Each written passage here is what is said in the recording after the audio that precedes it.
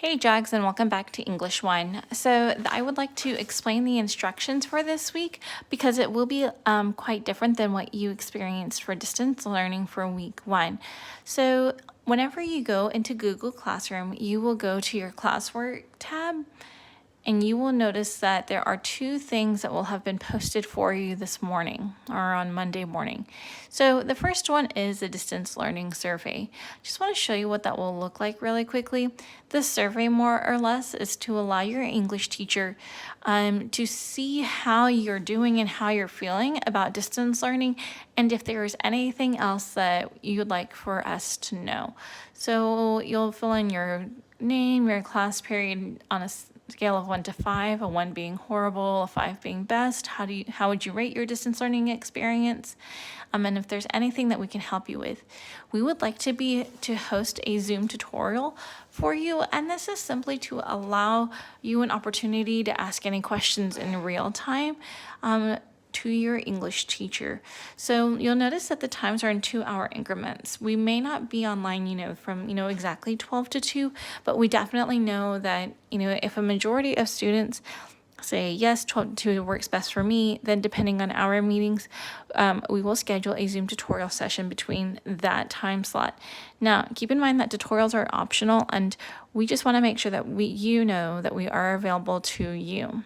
Okay, and the last one is if there's anything else that you'd like for us to know. Maybe your internet connection has been really slow. I feel like the internet has really been internet services and Zoom and stuff have been really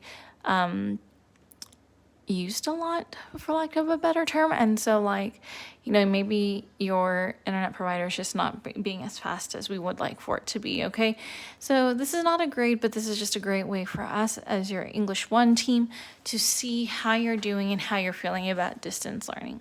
The second thing that you will see is it says week 2 of distance learning.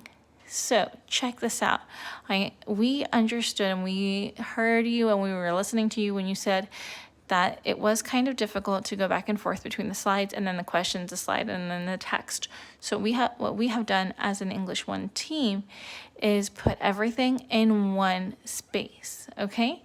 So what you'll see when you open, this assignment is everything is here. So you will make a copy of your document, and then you are going to fill in your student name, your class period. It says to circle, but if you could highlight it even, that would be great as well.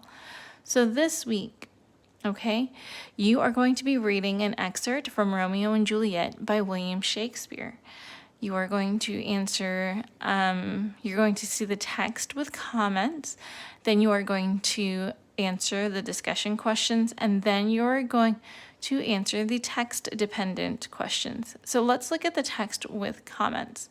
So what you want to do as you read this, it says in the gray box, William Shakespeare from 1564 through 1616 was an English poet, playwright, and actor. He wrote 38 plays, including Romeo and Juliet, which recounts the tragic romance of two young lovers divided by their family's ongoing feud. The following excerpts are taken from the play's prologue and its famous balcony scene. As you read, take notes on how the figurative language used throughout the passage contributes to the themes. So the first part that you're going to read is from the chorus. Now check this out, Jags. You will notice that you have those lines, right, from the poem, and then you have a box. So what we have done is we have included a modern day text version of what you just read up here. We understand that Shakespeare can be rather difficult to read, and although for some of you may have been exposed to or have already read parts of Romeo and Juliet, it still can be rather challenging. And so we have a modern day text version on here for you as well, okay? Then the famous, this excerpt is from a famous scene from Act 2, Scene 2. Oh, Romeo, Romeo, wherefore art thou, Romeo? And so once again, we have the boxes that have the modern day text available to you, okay? Then after you read this and after you read the excerpt, you will go down and answer the text-dependent questions. Please make sure that you respond in complete sentences. Question number 1 reads, Romeo maintains his feelings towards Juliet despite the conflict between their families. Discuss what this detail tells us about love and identity. Number 2, do you think the concept of identity has changed since Shakespeare's time? Do last names hold as much weight as they once did? Explain your answer.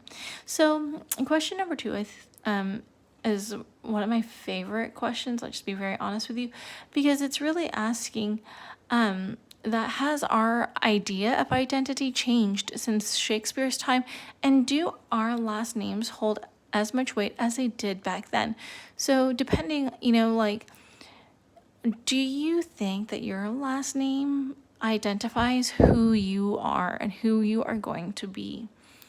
Number 3, what makes a person who they are? Is it their genes, their upbringing, their family circumstances, their reputation, or something else? Explain your answer using evidence from this text, your own experience, and other art, literature, or history. So you might recall, we talked about this during the our study over Lord of the Flies. Okay, so just thinking back to that, might want to even use that whenever it says you can use examples from other literature. That might be a good time to incorporate Lord of the Flies right there. But basically, what makes us who we are? Is it something from the way we were brought up? Is it our reputation, or even is it our family, right? Question number 4. List 2 to 3 examples of figurative language from the passage. Include the actual example, the line number and it came from, and the effect it has on the passage. All right, here we have our text-dependent questions. So what I would like for you to do whenever you answer these in your on this document is you can just select it, and then let me see if I can zoom out to show you. So you can select your answer. Oh dear. And then highlight it, okay? Whichever one you choose. So let me try to zoom in again. There we go. So I can read the questions to you. Question number 1, part A. Okay. Which statement best describes a theme of the play excerpts? A, love makes people more willing to change and face obstacles. B, children should be obedient and not go against their parents' wishes. C, grudges are easy to overcome, to forgive, and to forget. Or D, people's fate are set in stone and cannot be changed. Question number 2, part B. Which of the following quotes best supports the answer to part A? A, from forth the fatal loins of these two foes, a pair of star-crossed lovers take their life, lines 5 and 6. B, the fearful passage of their death marked love and the continuance of their parents' rage, which but their children's end not could remove, lines 9 through 11. C, what's Montague? It is nor hand, nor foot, nor arm, nor face, nor any other part belonging to a man, lines 22 through 24. Or D, call me but love, and I'll be new baptized, henceforth I never will be Romeo, lines 33 through 34.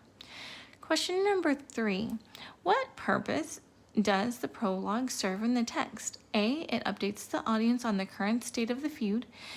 B, it informs the audience of the past and future events in the play. C, it discusses the reasons behind why the two families hate each other. Or D, it outlines the themes of the play by describing them. Question number 4. How does Juliet's monologue in lines 15 through 31 affect Romeo? A, he is shocked by her insistence that he give up his name. B, he regrets being a Montague but resigns himself to being apart from Juliet. C, he is willing to give up his family name in order to be with her. Or D, he falls more in love with her and convinces her to marry him.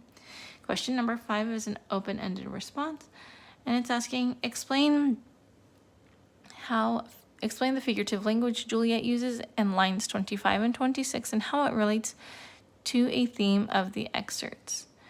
Okay, guys, so remember that this is going to be due on the following Monday. All of your assignments can be found under the classwork tab. And if you have any questions, feel free to send your English teacher an email, or just, or comment, make a private comment on the assignment. Have a great week.